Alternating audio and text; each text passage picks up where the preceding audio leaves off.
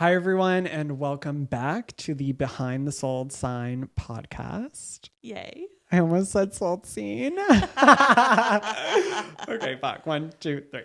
Hi, everyone, and welcome back to episode 3 of Behind the Sold Sign podcast with your host, Justin Saunier, and my colleague, Sheila Kirkpatrick. We're so excited to be back again. So thank you so much for joining us. Today, we're going to get into some intriguing topics. Number one, and I feel like this is a good topic to kind of get into with where the market is right now. And this being a lot of home sellers are wondering what home improvement should they be doing to their home before listing their home on the market. This is something you and I have recently spoke about, is a lot of people are advising potential clients to renovate their kitchens, their bathrooms, to help bring up that aesthetic approach. But you and I know that is not necessarily always the best course of action for multiple reasons. Yeah, you're always going to have the items that people are going to talk about. Paint's a good one. That is actually a great return on investment, but you always hear kitchens and baths sell homes, and they do. But the reality is that we are not in a traditional market. We are in a unique position as sellers where I call it the most forgiving market that I've ever worked in. So my recommendations have changed a lot in the last couple of years when it comes to selling. But even you just saying that is something that I feel people need to understand. The market, the real estate market, always has ebbs and flows. So there are always going to be different areas where you need to focus your attention based off of what kind of market we are in. Yes, absolutely. So currently we're seeing more of a seller's market, which means the market is more favorable to the sellers. Yes. Which means sometimes you can get away with a lot more because it is the most forgiving market we have experienced. Absolutely. And that's the key. So a lot of times we get these questions where we're talking to past clients or to people that we know, and they're asking us, okay, so I want to sell my house, but I want to do some work to it. And when they contact us, they're actually already in the process of contacting handyman, handy women, things that they want to get done. And I always say, whoa, let's put a hold on that.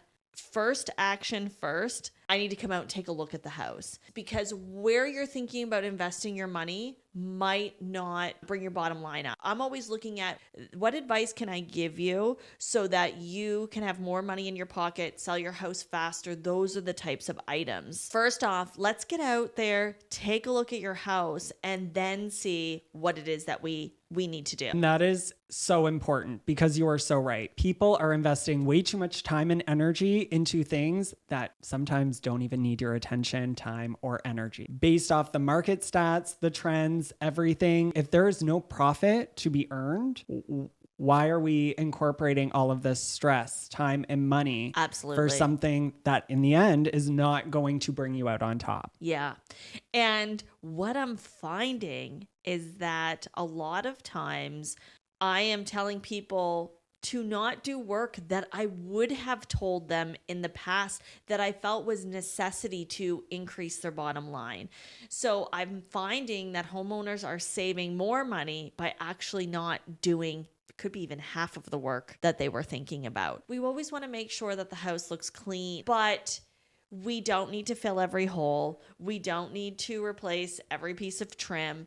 There are things that we don't need to replace, kitchens and bathrooms. We need to freshen them up. We need to make them look better. But we do not need to put the money in that we used to do things. Yes, presentation is important regardless of the condition. Your home still needs to have a good presence. It needs to be maintained and clean so that people walking through, yes, there might be repairs that need to be done, but they're still looking through, they're envisioning their life, they're envisioning what it will look like when they make it their home. And that's all we need in a strong market. It's interesting because in the past, I've seen markets where I've said to people, knowing their skill set, everyone has a different skill set. But I remember having a client where I told them, okay, change out your countertop, paint your kitchen cabinets. And again, they painted them themselves. Paint your kitchen cabinets, change out your countertop, and I believe I can get you $10,000 more than what I would have gotten you before. So your $1,000 investment is bringing that money back. That is a good investment. But putting in a new kitchen or a new bath and not getting that money back is not a good investment. When you can, in this type of market, take advantage of what's going on and just get your house on the market and in the multiple offer situation. 1,000%. So if you are out there considering what renovations do you need to have done before you do really take your home onto the market, get a professional in there first, because the chances are your home might be ready to get listed as is. Yeah, absolutely. One of the other topics, and I wouldn't say that we get asked this question a lot, but I feel that it's an important part for the buyer to know right now. And again, this would put you in a good position if you're buying a home, is talking about the escalation clause. And this was something we saw a lot of during last year, the peak of last year's market in the spring, when things were getting very, a lot very in aggressive. 2023. Yep. And if the market is competitive again and holding strong this year, we are going to continue to see that. So it's really important as a buyer to understand the things that you can do to make your offer more attractive. So when it comes to an escalation clause is a strategic provision that you would put in the contract in a multiple offer situation. And we will go through those steps for you to discuss how that works so that you understand now before you even get in that position. Yes. When you use an escalation clause, you know you're getting yourself into a multiple offer scenario. That is the reason for using this clause to your advantage. Yeah. So you would essentially start with your base price. So this is the price that when you draft up your offer, it is the initial price that you would like to purchase the home for. The next step after that would be determining your escalation increment. Yes. So what is the dollar amount that you would like to increase this base price by up to a cap price? Yeah, and one of the things that I find interesting about increments is that as an agent receiving offers that are escalation clauses, I could have 10 offers, I might get 4 that have escalation clauses in them. But when they increase the increments, a lot of times I see $1,000, $2,000. And when it comes to increments, it's important to understand or explain, us as agents explain to the buyer how the increments can be beneficial. And I actually like to use 5,000.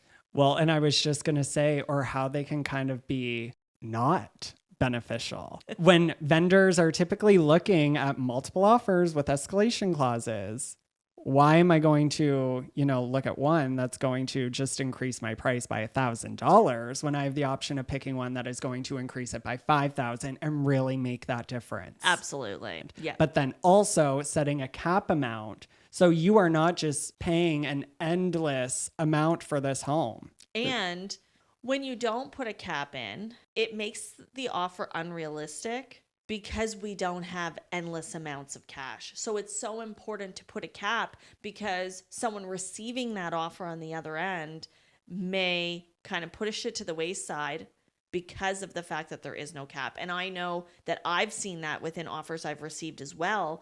And the vendor's like, no, I'm not interested in that. At least I know where these people are willing to pay. They've thought that number out. Whereas this one is just saying, oh, I'll pay whatever I need to pay. But what is their, unless they have the cash to buy the house, well, what is their approval?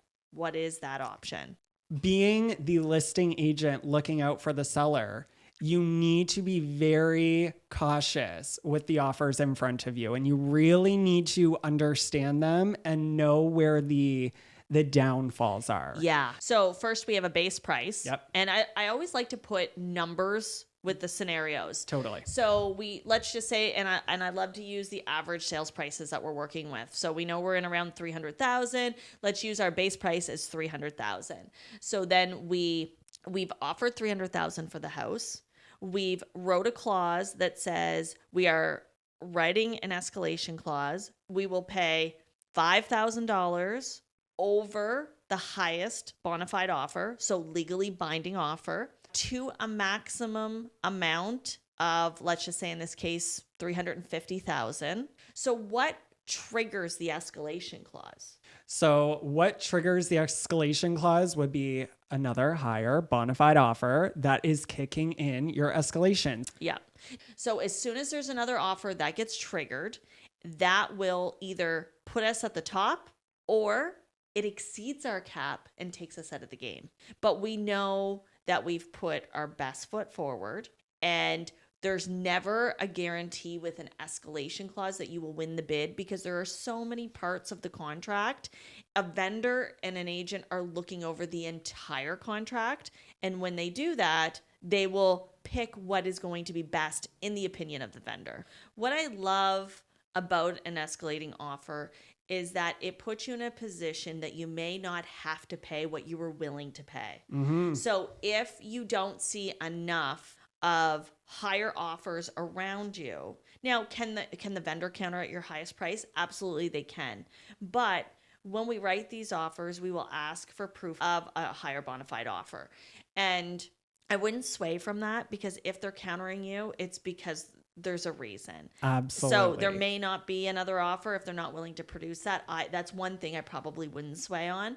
But what we're looking at is that we want to be able to put ourselves in the best position to get the property, but at the lowest price that we can. And that is how an escalation clause helps the buyer. So when it comes to escalation clauses, it doesn't guarantee you anything, but it does put you in the best position, in my opinion, to get the offer if you are willing to pay a lot more than what you think you may have to pay. If you are just hoping you're going to get it because the price isn't that high, I wouldn't write an escalation clause. I'd go in at my offer and I'd go strong at it. Agreed. Yeah. Totally. So yes, also knowing when to use them and when it's just not worth it. Absolutely. So that's some incredible insight. And I think too, if you guys are looking to purchase in this market, especially knowing that spring is coming, it is important to make these connections with a real estate advisor now so you can begin to educate yourself on what is to come and how you're going to navigate that process to the best of your ability so that you're not just continuously running on this hamster wheel. We all do it for a little bit, but what are the options and tools available so that we can try to get the outcome that you want? The escalation clause is one small part of positioning yourself well in a multiple offer situation. There are so many other strategies. And when you work with a professional, an experienced professional, you learn that there is so much more and there is a difference from offer to offer. Agreed. 1,000%.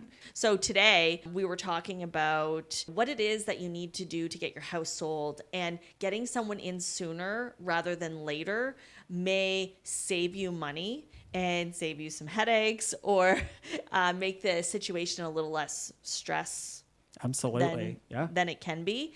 And talking about what it is that we can do to position ourselves in this market, and understanding an escalation clause. It can become a complicated clause, but with the right people around you, it's simplified. Yes. So we want to thank everyone for tuning in today. And make sure you like, share, subscribe. Absolutely. And until next time, thank you so much for watching. thanks.